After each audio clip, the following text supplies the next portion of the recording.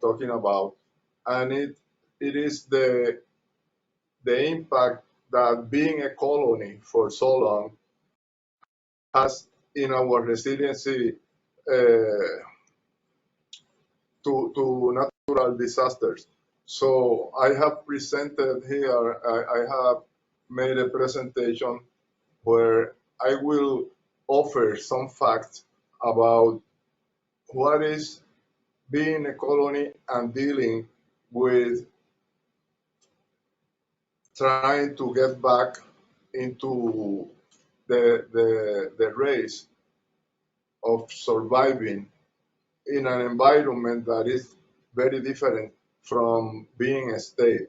As you may know, we don't have a representative at the US Congress. We have a representative that doesn't have a vote, but has a voice.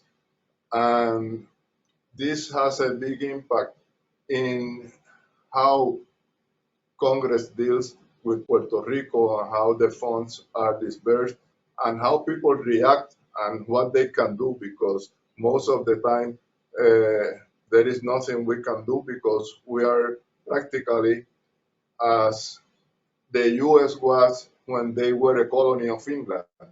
You know that this, what it really means is that we are economic slaves of the imperialist government that is making us a colony. So we don't have any problems with being friends to Americans, but we think that we need to negotiate better the status of Puerto Rico and how we can deal with our own problems. You know, in other words, getting our long pants on and trying to really work as a big human being, as people that need to be recognized and respected for having a different culture and for being a different country. So we have this problem with the government of the US, and people in Puerto Rico, especially politicians, are taking advantage of this status to make a living directing federal funds to other aspects and promoting corruption among with the federal funds. So I will bring you this presentation, and I hope you enjoy. You can make any questions at any time. I don't know how you're trying to deal with the questions. Maybe after I finish, we can talk a little bit, and I can respond to the question. So please send the second slide. I will start by talking about what Hurricane Maria and Hurricane Irma signified to Puerto Rico. We have 3,000 people dead, and these 3,000 people died not during the hurricane or after the hurricane left the island. After the hurricane left the island, we had 9 deaths that were reported that these people died during the time the hurricane was hitting or affecting Puerto Rico. But on the 3rd or 4th date, they accepted 64 deaths that were in the aftermath. But in the long time, 3,000 people died because we were 6 months without electricity. We were 3 months without water. We were 2 months without cell phones. We had,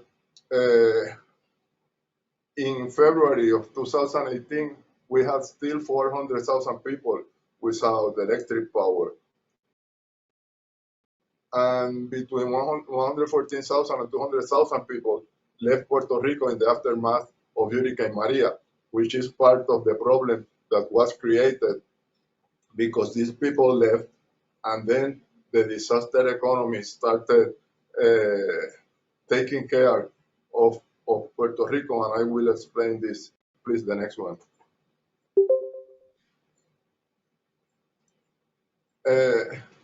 You know, the resilience of Puerto Ricans is a fact.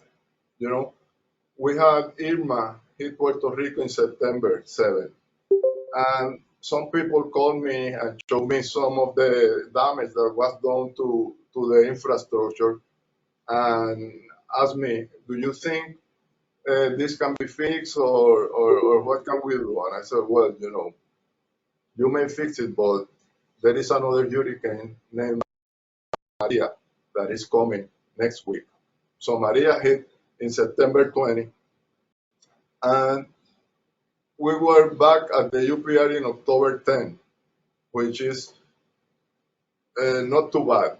But in our offices, we were without electric power until April 15 of 2018.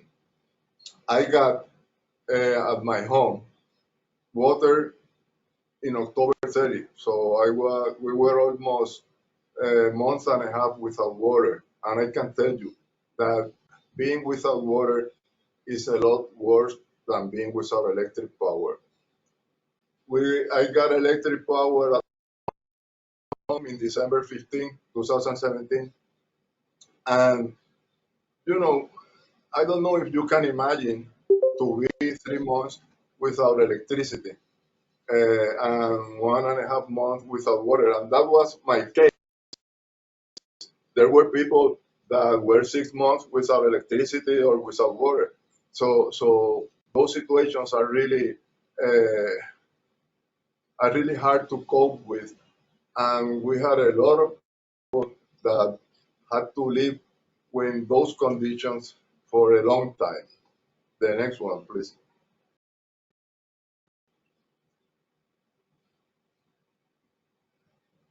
That is a photograph of that is our education center at the University of Puerto Rico at Mayagüez. And since we got electric power in our offices in April, all our personnel was working in that room in our education center, information center. And I think that is part of being resilient because we had to finish our proposal with our offices all working at the same place. And having so many people in the same space is sometimes difficult because you start talking or you start doing other things. But I think we proved part of our resiliency because we finished everything on time and we were able to submit the proposal on time. Next slide, please. Uh, you know, this is very difficult when you are a colony to bounce back because besides the impact of the hurricane, we had a fiscal disaster in Puerto Rico that was caused by bonds, the emission of bonds, that those monies were used even to pay for electricity for the government. And you cannot use uh, a loan to pay electricity or to pay your for the work of your employees. And that was part of what was happening. And they even sold our retirement funds. So the policemen and other employees of the government lost their retirement funds. They will not receive any retirement funds. And all this has caused that the Congress named a fiscal board that is now in charge of the government of Puerto Rico, since there is really not too much we can do without money. If we don't have money, you cannot pay for anything. And that is the situation that Puerto Rico has $78 billion in debt from the emission of municipal bonds. Next one, please. Well, some of the things that we learn and that are very important for the resilience of our people is that our culture is very different from the culture of any countries as it should be.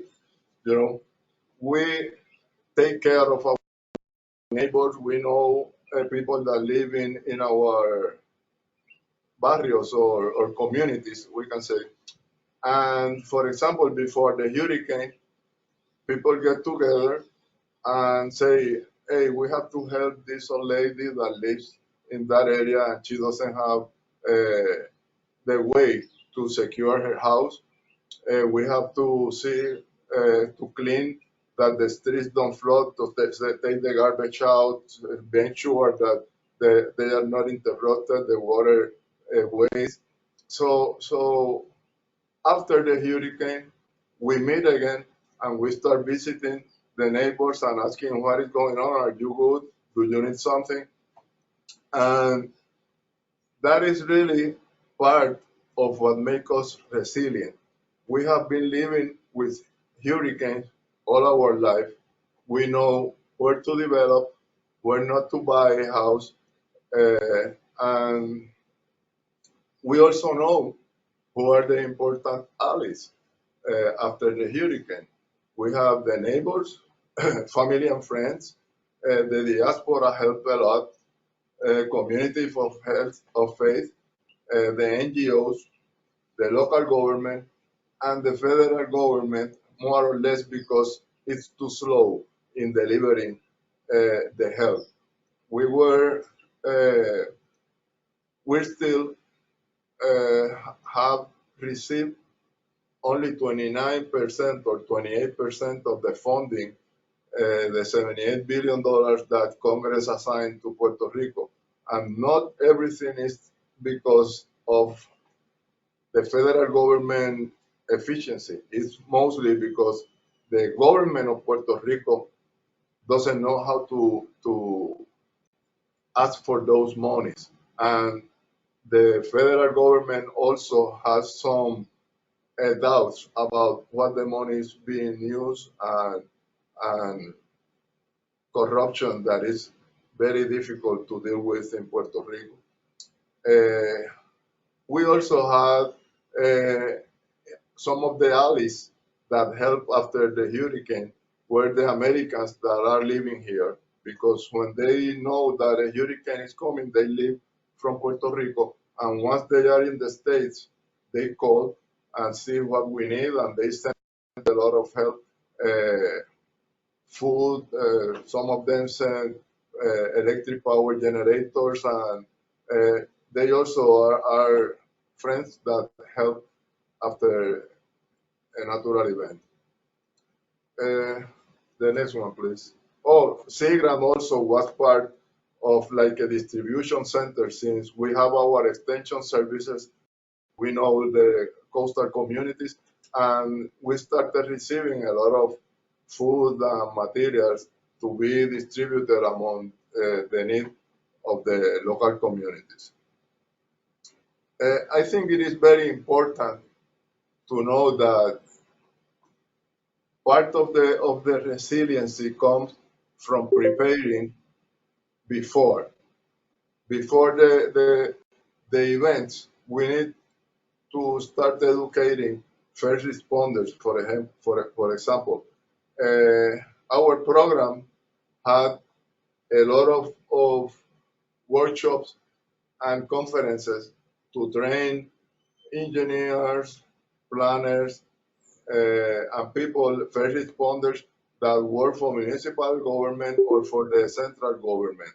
And we also have a very good partners that collaborate with us, especially NOAA Coastal Services Center, which now has another name. I don't remember the name now.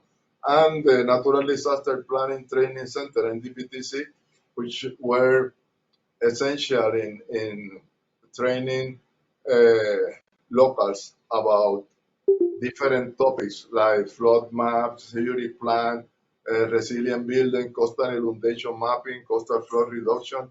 So we have very good partners, and I think it is very important that before the natural event, we train the people that are supposed to be helping and to be implementing the the help for the communities. The next one, please.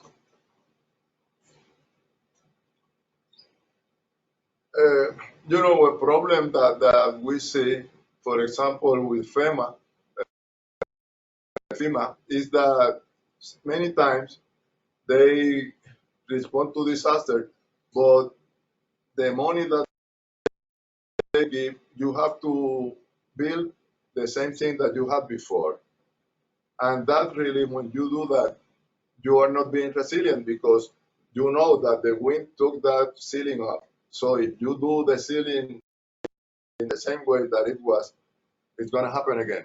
So I think FEMA should be a little bit more, change those regulations or laws to help people really be more resilient. Puerto Rico electric grid, for example, was rebuilt back the same decrepit state that led to the power outages. And I think we should start looking at renewable energy sources. We don't have gas, natural gas. We don't have oil, but we do have a lot of sun. So I think we should concentrate and try to use all the flat ceilings that we have in Puerto Rico and fill them with solar boards so that we have electricity from the sun. That's a renewable energy that is really where I think we should be going.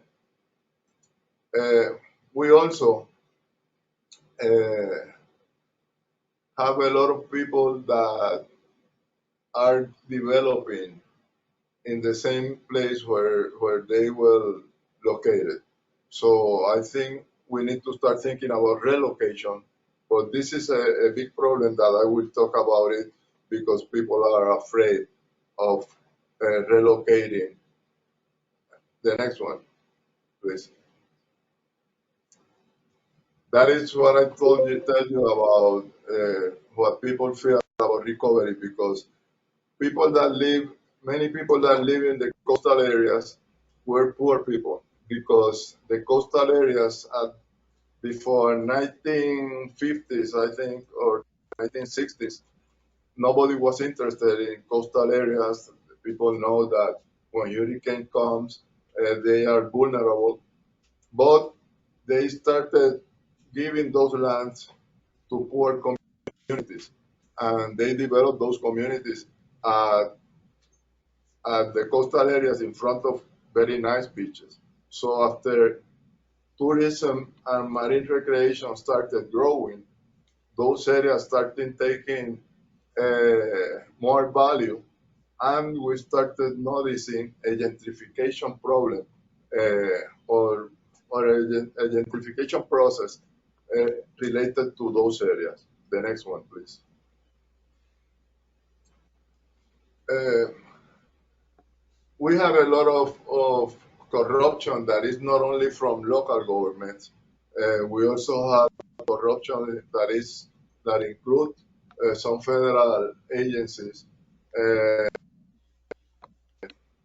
we are still now having uh, people that were left without a house, and they had to leave to the states. Many of them, we had about 200,000 left the island. So that created a problem of gentrification because they left their houses, and many of those houses were in coastal areas in front of a good beach. So disaster capitalism is part of what happened. Then people started buying, not only Puerto Ricans, but people from the States started buying those houses, and they were destroyed by the hurricane. So what they are doing is that they are making them stronger. But what happens is that when you put rocks on the shore or you put a wall, all the sand will disappear because of climate change. Sea level rise is affecting all our beaches. So instead of uh, constructing or developing far from the shore, what they are doing is constructing at the same place and increasing uh, coastal erosion and increasing vulnerability of those properties. Well, another thing that happened is that the government started selling all the infrastructure, the roads, the water and electricity services. They started selling schools and closing schools, and this has really been a problem for people and for resiliency because we are displacing people that were used to having hurricanes and they knew what to do. And now we have people that are not from here developing in those same areas and making some big mistakes and making vulnerability more vulnerable. They are more vulnerable now because they are developing in places that they don't know how the ocean is going to react or the river that is close to them. So, and erosion, that is also another problem. The next one, please. You know, we have another problem that is related to corruption in the government of Puerto Rico. And this corruption, many times, it has nothing to do with doing something bad, but it is like looking to the other side, not enforcing laws and regulations. We even have the government making changing laws and changing regulations to make some of the developments legal. So that is part of what we have to be doing. We have to be fighting with government, educating local people about those changes, and we have been very active uh, with other NGOs trying to tell the government, you know, you are giving permits to develop in areas that are not up for development. They are developing in the maritime zone. And people don't know that you may see the sun here, but when we have a government, a hurricane, or when we have a cold front with big waves, all that sand gets smaller because the ocean comes higher up. And realtors are selling properties and are selling uh, land that is not supposed to be sold. And the government is looking to the other side, and many times they have put their development plans in construction and in development. And what they are doing is changing the laws to make those developments legal. So we have a big gentrification problem uh, where rich North Americans with tax advantages are displacing poor Puerto Rican without tax advantages. And I'm going to explain this in the next slide, uh, where the past governor of Puerto Rico, he passed a law that is called, the next one, please. It's called the Law 20 and 22. And these laws offered benefits for foreign people or people from the US to come to Puerto Rico and they will not pay taxes for any benefits they get. And they are thinking that when these people come to Puerto Rico with money and they invest, uh, the economy of Puerto Rico will get better, which is really very difficult to believe because I think those tax incentives and other incentives should be given to people from Puerto Rico because we are the ones that should be directing our economy and make it a profit to stay here in our country. The next one, please. That is Act 20. It has a 4% tax rate, a 100% tax exemption on dividend profit distribution, and a 100% extension on property taxes. That's to people that are not Puerto Ricans. The next one, please. Act 22, that is for individual investors. 100% tax exemption on all dividends and interest income. 100% tax exemption on all capital gains and 4% corporate tax rate. And Act 60, designed to promote the development into Puerto Rico through private investment from outside sources, and want to find a way to legally avoid the overbearing U.S. tax rules. So what all these incentives have created is that we have an invasion of people from Germany, from the US, from Spain, from different areas, looking for those tax incentives, moving to Puerto Rico, buying houses, making Airbnbs, raising rent, raising the price of the houses so local people cannot rent or cannot buy because the prices are too high or because people are converting those houses into Airbnbs. And that is really a big problem because I read about Canada. Canada passed a legislation where they stop people from outside of Canada to buy property because they were affecting rent and the price of the houses for local people. But we cannot do that here. The next one. Uh,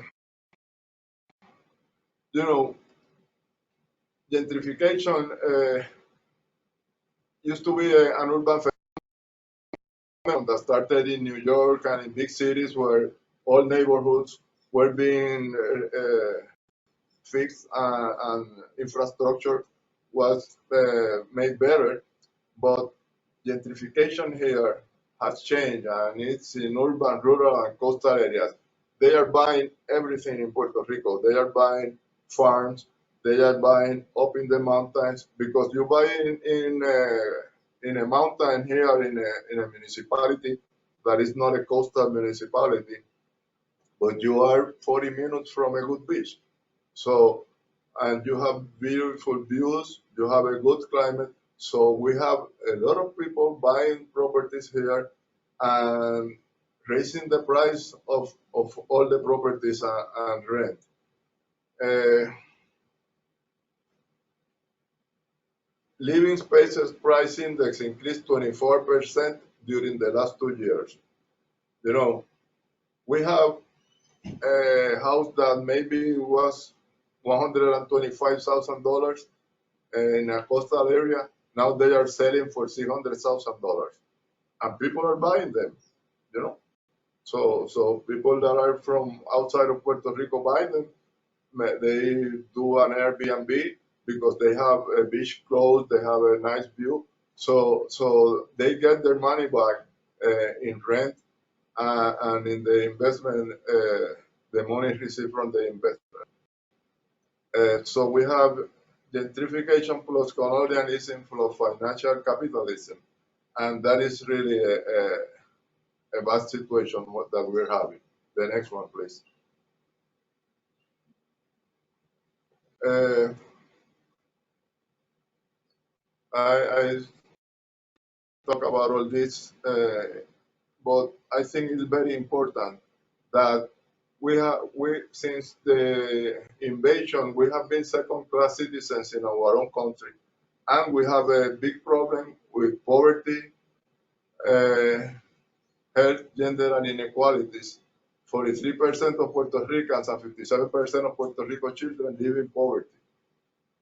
And compared to the poverty rate of the US, that is 13%, we have a very difficult situation where we have these people that are not being educated appropriately because the funding for education and the funding for infrastructure uh, is really difficult to deal because we have a lot of corruption in our government. And I think this shouldn't be the case that we have. I think that we need to have good education for a country.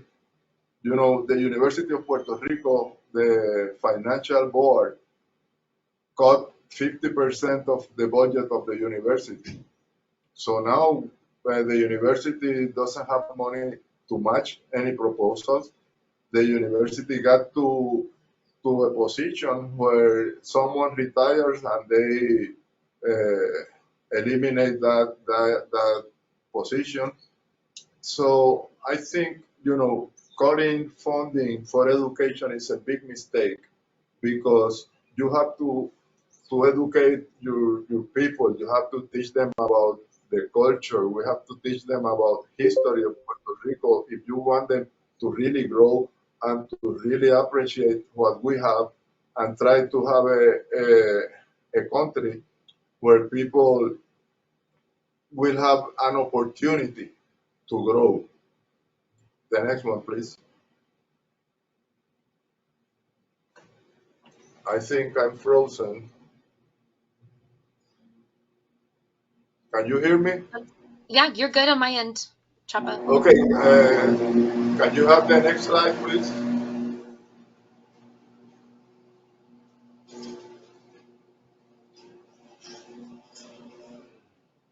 I'm frozen. Okay, okay, there it is. Uh,